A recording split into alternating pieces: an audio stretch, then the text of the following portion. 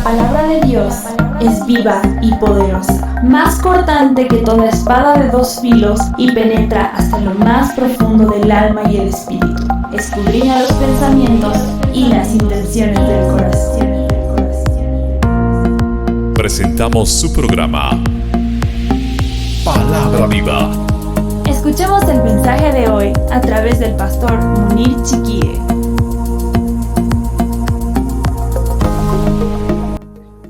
Vamos a entrar en nuestro tema del día de hoy, principios de gobierno, la parte 2 de los principios no negociables. Qué interesante el tema de hoy, basado en Mateo 6:33, mas buscad primeramente el reino de Dios y su justicia.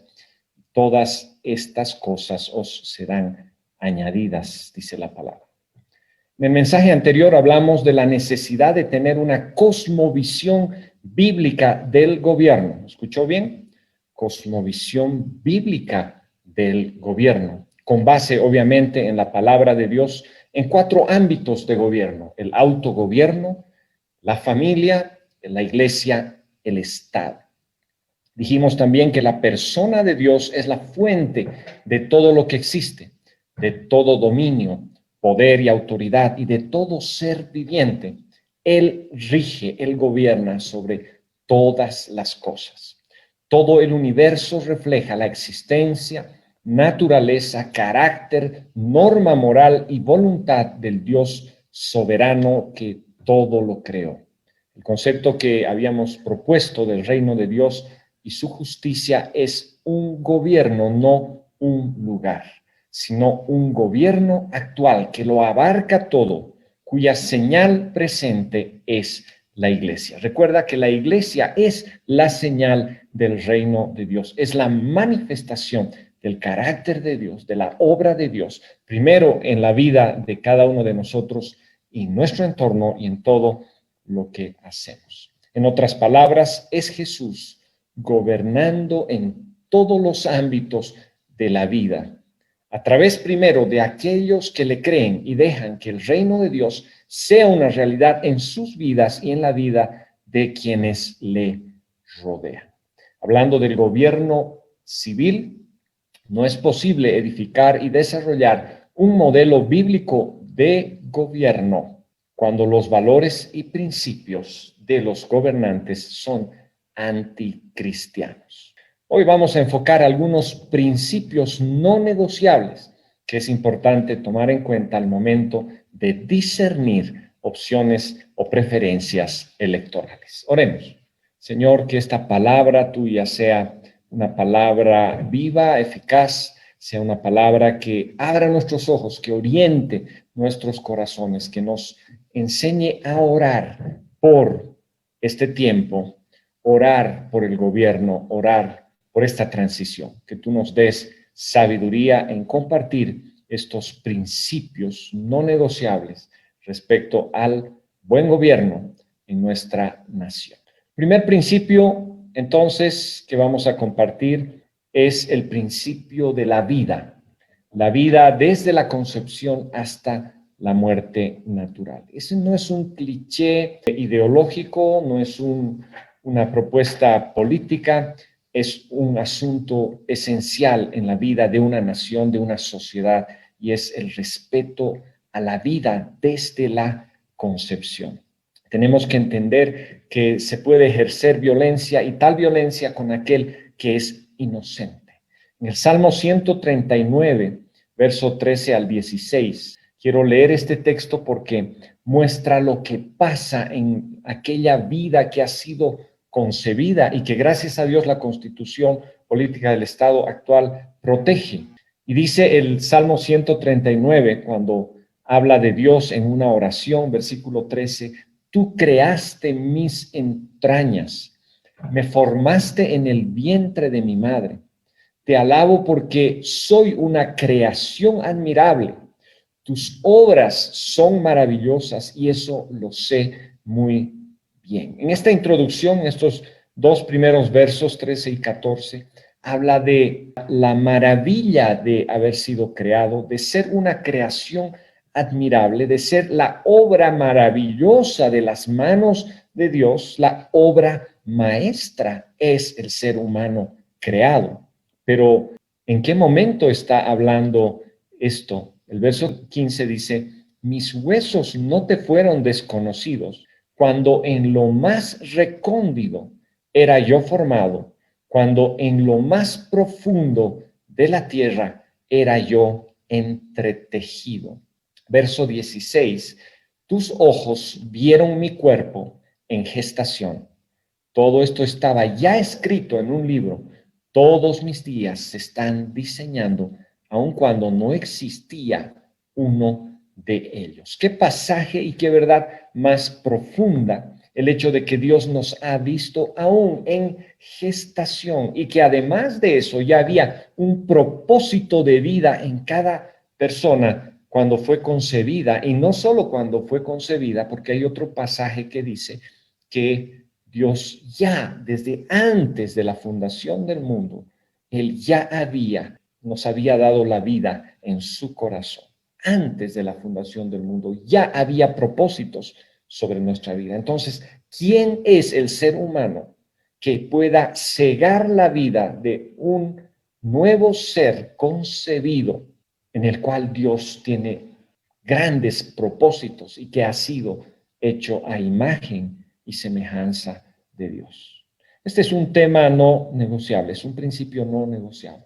Por eso, la Iglesia del Señor en su momento va a ser muy fuerte en la protección, va a ser enérgica en la protección del inocente, de la vida concebida. Primer principio, la vida desde la concepción hasta la muerte natural. Y obviamente estamos hablando también de una calidad de vida. No es solo salvar al inocente y a la persona que ha sido concebida y que Dios tiene un propósito, sino también en una sociedad, en una familia, en una comunidad, garantizar la calidad de vida. Y el Señor, junto con la vida, porque Él nos ha dado la vida a cada uno de nosotros, nadie ha nacido por casualidad, por azar del destino, por manipulación de los genes, de ninguna manera. Dios, el Creador, te ha dado la vida, pero a esa vida que Dios te ha dado, Él te ha prometido una calidad de vida. En Juan 10:10 dice, el ladrón no viene sino para hurtar y matar y destruir. Yo he venido, dice Jesús, para que tengan vida y para que la tengan en abundancia. Es decir, Dios ha preparado el mundo primero para ser habitado y segundo para que la vida del ser humano y la vida de cualquier criatura que respira, de cualquier criatura que tiene vida, viva una vida abundante.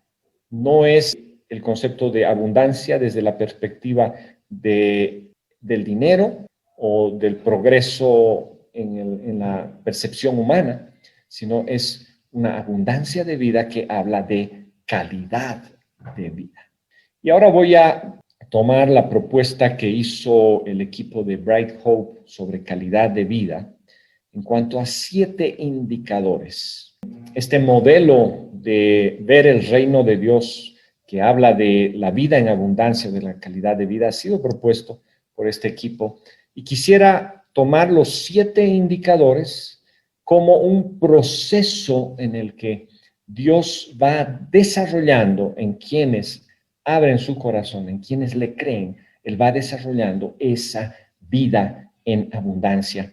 Y obviamente esto se aplica como principios para un buen gobierno, hablando del gobierno civil, hablando del gobierno en el ámbito de la iglesia, en el ámbito personal, en el ámbito de la familia. Así que es muy bueno que tomes nota ahí donde estás, porque necesitas profundizar en estos 7 indicadores de calidad de vida de la palabra de Dios. Primero, comienza por el principio, el principal, el señorío. Jesús es el Señor de señores. Dios es quien gobierna. Primera cosa, y ese gobierno no es un ideal, ese gobierno lo hemos visto antes, se manifiesta claramente en la vida de quienes se sujetan a ese gobierno, quienes han sido lavados por la sangre de Cristo y le han creído, y en sus vidas se establece el reino de Dios,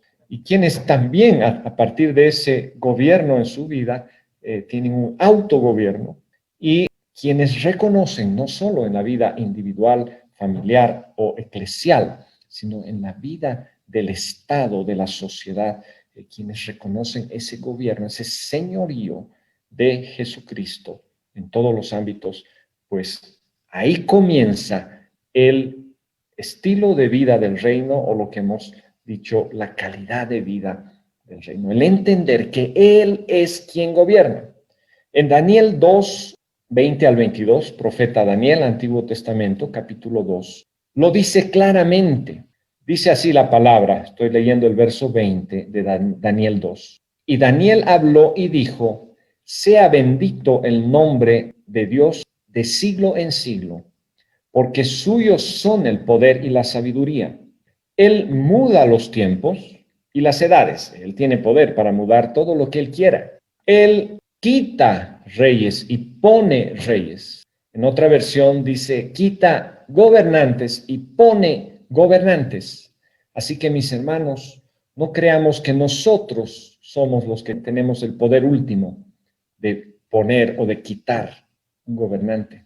Es Dios en su señorío quien pesa las administraciones, pesa los corazones, y Él quita y Él pone. Pero también dice que da la sabiduría a los sabios y la ciencia a los entendidos. Él revela lo profundo y lo escondido. Eso está en Daniel. Conoce lo que está en tinieblas y con Él mora la luz. Él va a revelar en todo momento lo profundo y lo escondido. Por eso lo importante es que la iglesia, como la señal, la manifestación de Jesucristo en la tierra, sea usada por el Señor para revelar lo profundo, para actuar el reino de Dios en medio de nosotros. Entonces, primer indicador del estilo de vida del reino o de la calidad de vida es reconocer el señorío de Jesucristo. Segundo, el juicio. El juicio entendido como la verdad revelada y el discernimiento que tenemos de esa verdad. Segunda característica, si quieres crecer como persona, como familia, como sociedad, como individuo, como pareja, es muy importante que te encuentres con la verdad y ejerzas el juicio, el discernimiento. En Hebreos capítulo 5, versos 12 al 14, es un pasaje muy interesante que el autor nos muestra cómo el creyente que es inmaduro no tiene discernimiento. Dice Hebreos 5:12, porque debiendo ya ser maestros, después de tanto tiempo, y aquí estamos hablando de los creyentes que ya están un buen tiempo en el camino del Señor, dice, después de tanto tiempo, tienen necesidad de que se les vuelva a enseñar los primeros rudimentos de las palabras de Dios. Y han llegado a ser tales que tienen necesidad de leche y no de alimento sólido. ¿Cuántos de nosotros han pasado años que ya conocemos a Dios y todavía necesitamos de esa leche básica y no podemos comer alimento sólido? El verso 13 dice, y todo aquel que participa de la leche es inexperto en la palabra de justicia. Quiero repetir esta frase porque es muy importante. Inexperto en la palabra de justicia. Juicio y justicia, dos conceptos que podemos tomarlos solo teológicamente o podemos llevarlos a la práctica en nuestra vida. El juicio como ese discernimiento, discernir la voluntad de Dios, el criterio de Dios, y la justicia, obviamente, la acción en nuestras vidas de esa justicia.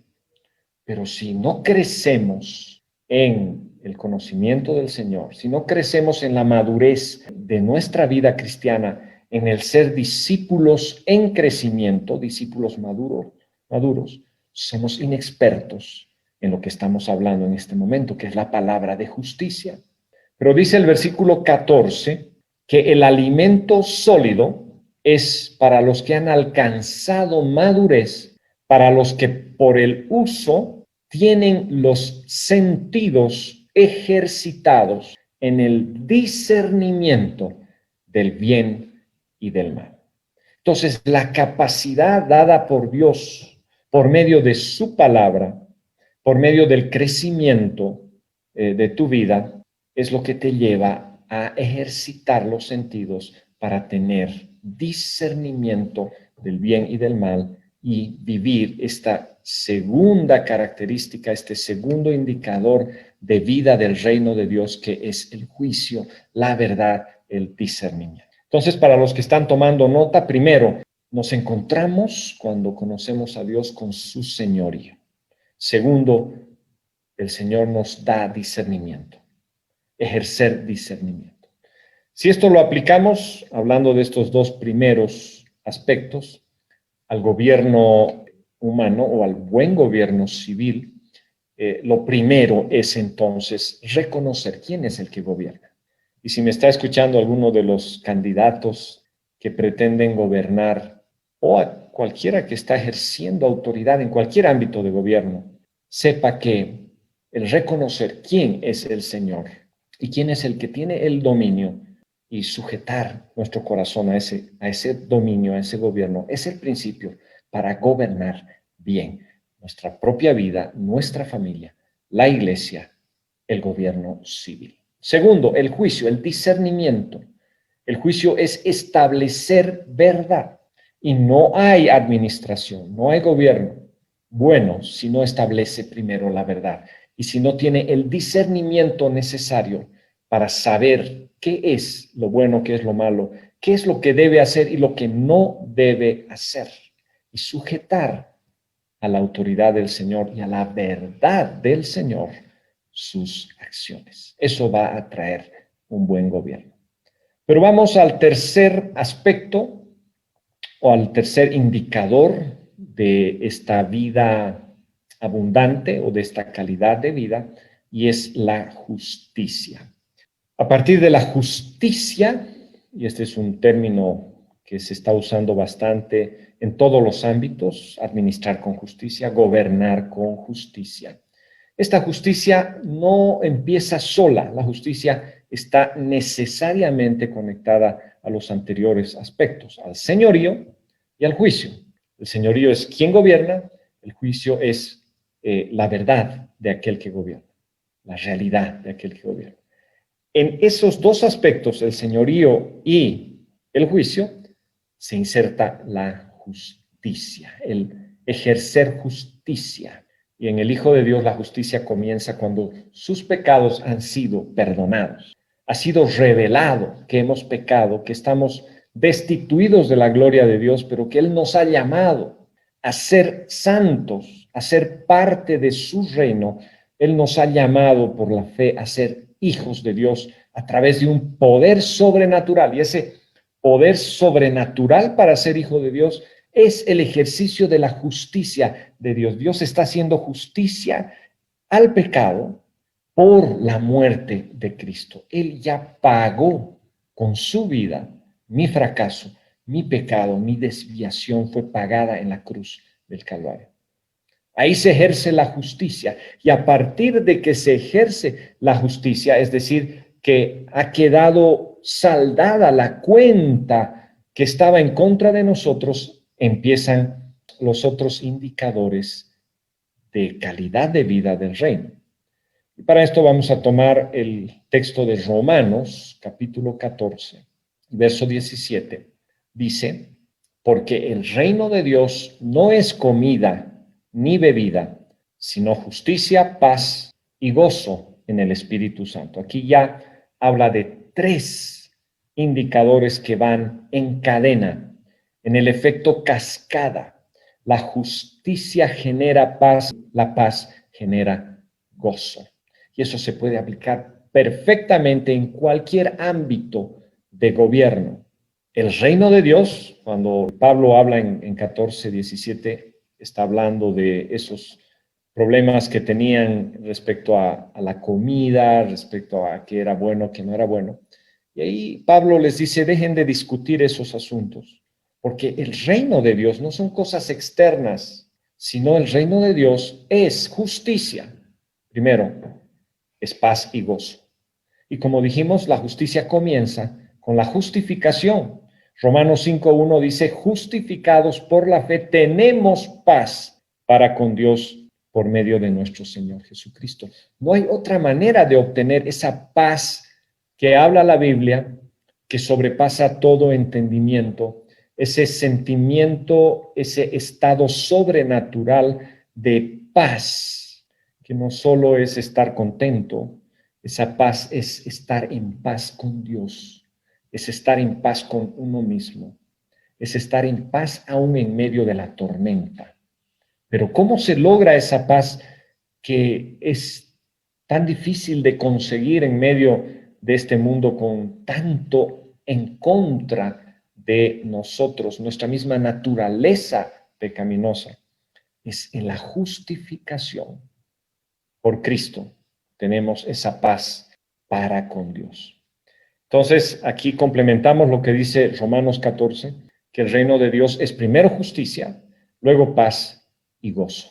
Aplicado a cualquier ámbito de gobierno, la justicia trae paz. Eso también está en Isaías, está en toda la palabra de Dios. Cuando en nuestras relaciones vivimos la justicia, y la justicia es la aplicación del juicio, y el juicio es el discernimiento, es separar el bien del mal, la luz de las tinieblas.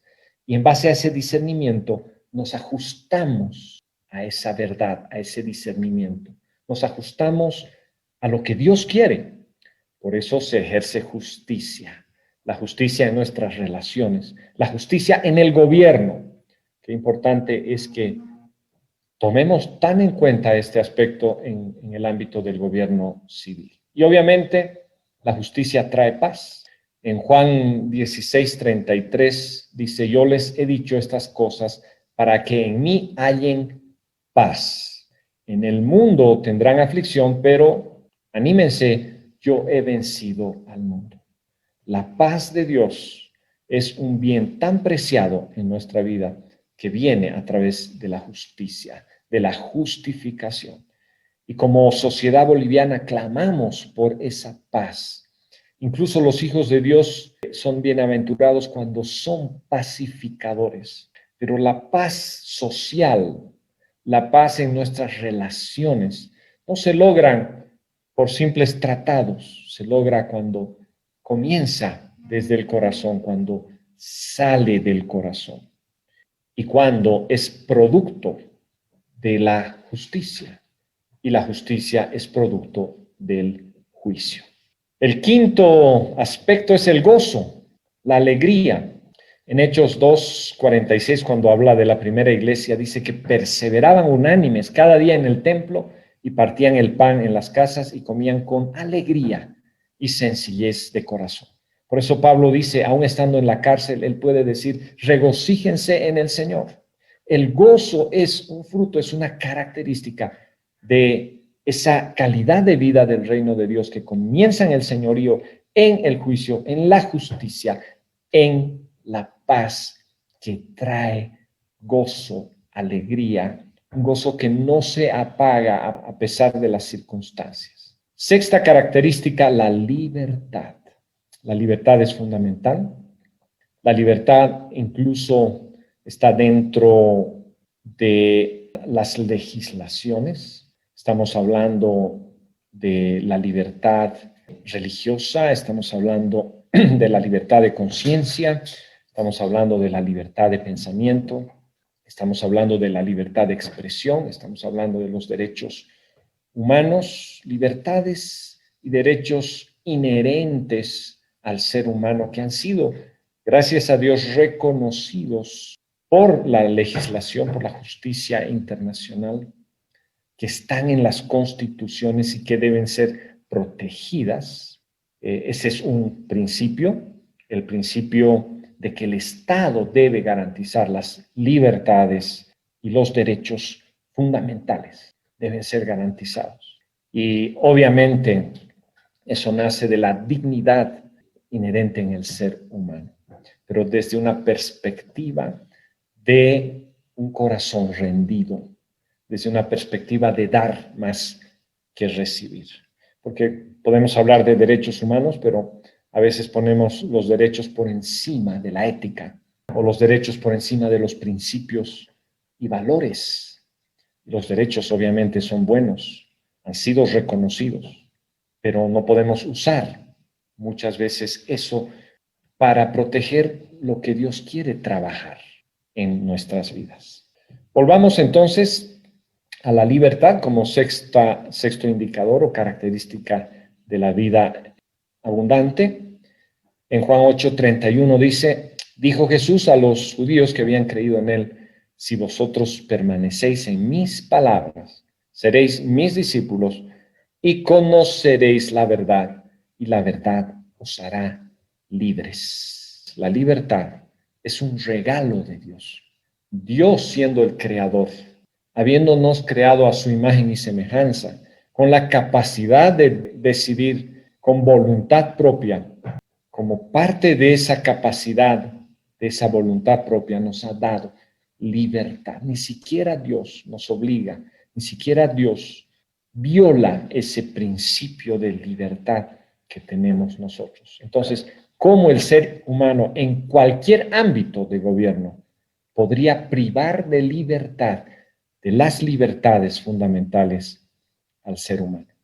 Y finalmente, el séptimo aspecto es el sustento y abrigo. En 1 Timoteo capítulo 6, versos 6 al 8, dice, pero gran ganancia es la piedad acompañada de contentamiento, porque nada hemos traído a este mundo y sin duda nada podremos sacar. Así que teniendo sustento y abrigo, estemos contentos con eso.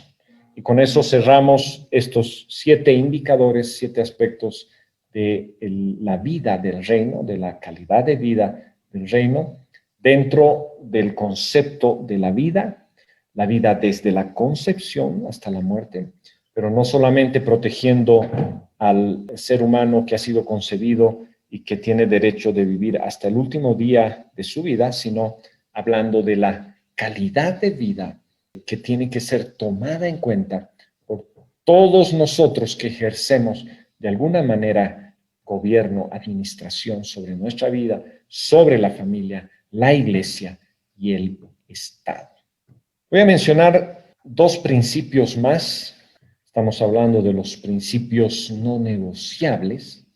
El segundo principio, la familia, el bien más preciado de toda sociedad. La familia está siendo atacada por ideologías antifamilia. La familia como núcleo principal de la sociedad, como el bien más preciado del Estado. La misma legislación habla de la familia como la base de la sociedad. Y la Biblia da los principios de esto.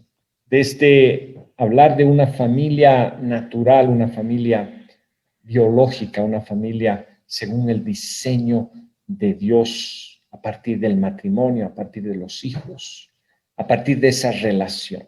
Y quiero hablar de un tercer principio que es la educación, que es de los padres en primer lugar. Antes que el Estado, está la familia en la educación de los hijos.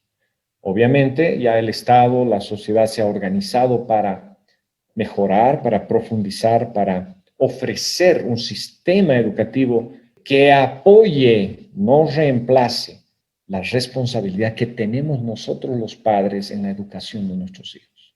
Para hablar de esto quisiera referirme al Salmo 127, un salmo cortito, que apenas tiene 5 versículos. Y quisiera que leamos este salmo pensando en estos 2 principios. En el principio de la familia, que es el diseño de Dios, y en el principio de la educación, que es de los padres en primer lugar. Salmo 127 dice, si el Señor no edifica la casa, en vano trabajan los que edifican. Si el Señor no guarda la ciudad, en vano vela la guardia. Verso 2, por demás es que se levanten de madrugada y vayan tarde a reposar y que coman pan de dolores, pues a su amado, a su amada, dará Dios el sueño. Qué palabras profundas. ¿Qué es comer pan de dolores? Es comer de ese sacrificio diario, de esa forma sacrificada que muchos tienen de llevar el pan a su hogar. Y esto se incrementa más cuando no tenemos confianza, cuando no reconocemos la confianza en aquel que es nuestro sustento y abrigo. Pero aquí viene lo que quiero resaltar, verso 3 al 5. He aquí dice, herencia del Señor son los hijos. No es herencia de los antepasados, no es herencia del Estado. Herencia del Señor son los hijos. Cosa de estima el fruto del vientre.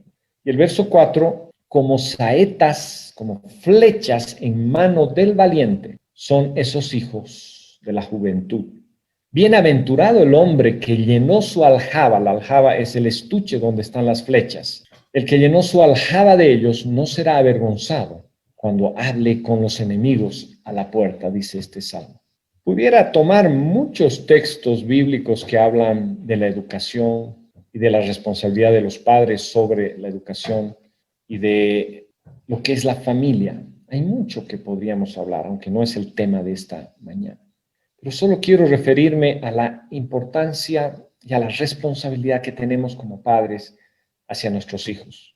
En el versículo 4 dice que son como flechas en mano del valiente. Y quiero que visualices a un guerrero con la flecha en la mano, con esa firmeza agarrando el arco y la cuerda, mirando hacia adelante y dando dirección a la flecha e impulsando esa flecha hacia la meta con esa firmeza. Esos son los padres que tienen la responsabilidad de dar dirección, de guiar a sus hijos hacia las metas, hacia su meta.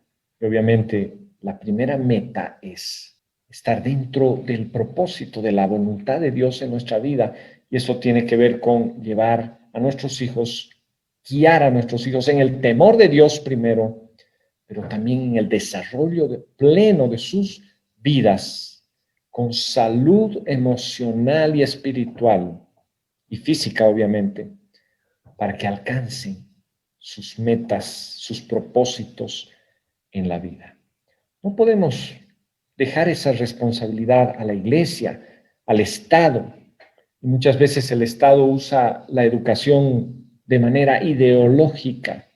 No podemos permitir que la responsabilidad que Dios nos ha dado de transmitir la fe, de transmitir el conocimiento de Dios de generación en generación, lo asuman personas que tienen principios muchas veces anticristianos, ideologías que distorsionan la mente, el corazón de nuestros hijos. Por eso es tan importante que el modelo de familia sea guardado, respetado, sea protegido, pero sobre todo, no esperemos solo una protección externa, que sí es importante, pero una protección desde adentro, en el ámbito de gobierno de nuestra propia familia, establecer los principios del reino del gobierno en nuestras relaciones dentro de la familia y en nuestra relación con nuestros hijos. Finalmente, quiero referirme a 3 textos de la palabra y quiero dejarlos en sus corazones para que podamos meditarlos. Proverbios 29:2 dice, cuando los justos dominan, el pueblo se alegra. Puede ser el pueblo, puede ser la familia, puede ser la iglesia. Repito, cuando los justos dominan, y los justos, fíjese en el concepto de juicio y justicia, el pueblo se alegra. Cuando domina el impío, el pueblo gime. Y esto se puede aplicar a una paternidad irresponsable, se puede aplicar a un liderazgo en la escuela irresponsable hacia los estudiantes o en la iglesia. El Salmo 33:12 dice, bienaventurada la nación cuyo Dios es el Señor. Y aquí está hablando ya de un sistema organizado, de un pueblo que tiene principios, que tiene normas. Bienaventurada la nación cuyo Dios es el Señor. El pueblo que Él ha escogido como su herencia. Y finalmente, Jeremías 1:10.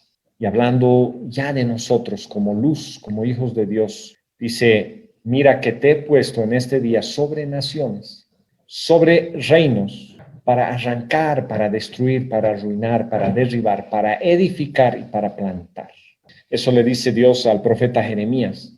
En un tiempo difícil de su nación, aquel profeta que tenía luz de Dios, que tenía un llamado de Dios, el Señor le ha puesto sobre naciones. Es ese reino de Dios que establecemos en nuestra vida y en nuestro entorno, que es el potencial de ser una influencia para la nación, para las naciones, sobre reinos, para arrancar, para destruir, para arruinar. ¿Pero qué arrancamos? ¿Qué destruimos? ¿Qué arruinamos?